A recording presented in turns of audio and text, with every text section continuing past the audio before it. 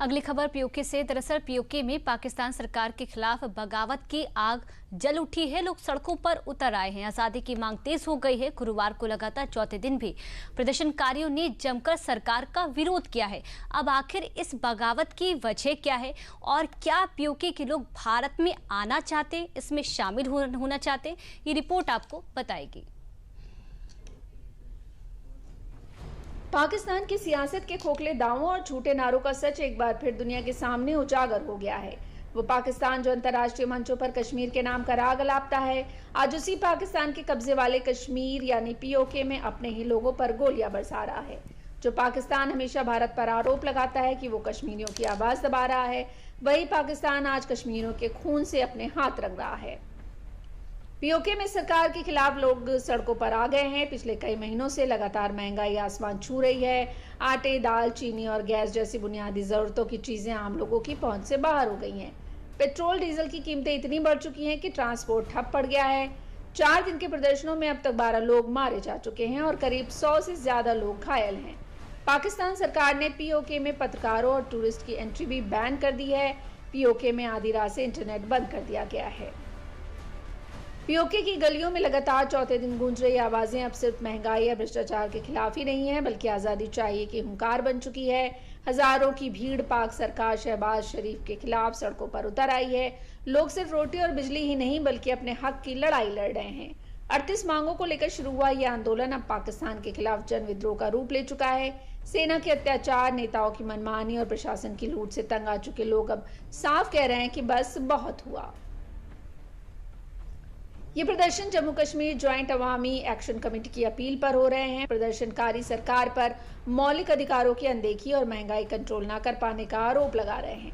लोगों का हुजूम आज पीओके की राजधानी मुजफ्फराबाद की तरफ मार्च कर रहा है।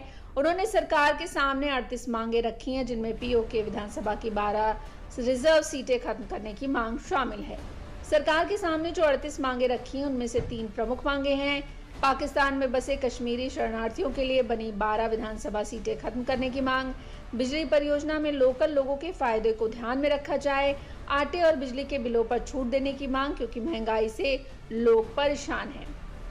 हालांकि पीओके में ये प्रदर्शन का माहौल पहली बार नहीं है। इससे पहले भी पीओके में कई बार सेना और सरकार के खिलाफ विरोध प्रदर्शन हुए हैं। पिछले साल ही मई में सस्ते आटे और बिजली के लिए लोगों ने हड़ताल की थी।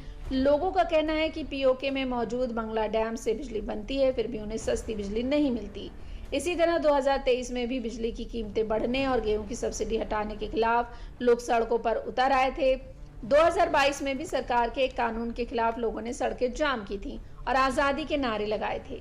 अब आखिर पीओके में विधानसभा की 12 रिजर्व सीटें खत्म करने की मांग क्यों उठ रही है, वो जान लेते हैं। ये सीटें भारत के हिस्से वाले जम्मू कश्मीर के शरणार्थियों या प्रवासियों के लिए आरक्षित हैं।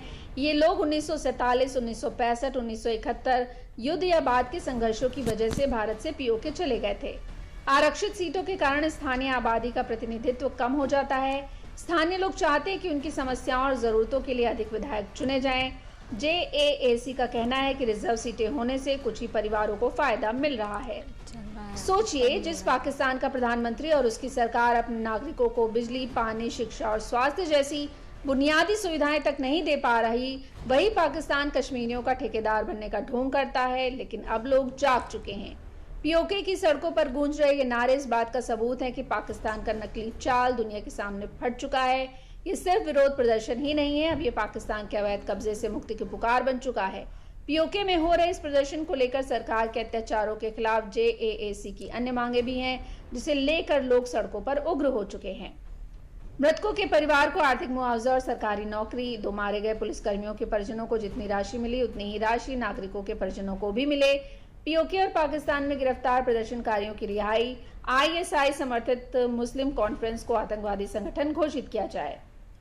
मुजफ्फराबाद से लेकर रावलकोट तक सड़कों पर इंसाफ और अधिकार मांगती भीड़ अब पाकिस्तान की नींव हिला रही है। इतिहास गवाह है कि गुलामी की जंजीरें ज्यादा देर तक टिक नहीं सकती। पीओके की मिट्टी से उठ रही आजादी की चिंगारी अब एक बड़ी आग में बदल चुकी है और ये आग पाकिस्तान की नाकामी, उसकी नीयत और उसकी खोखली नीतियों को राख कर देने के लिए काफी मानी जा रही है।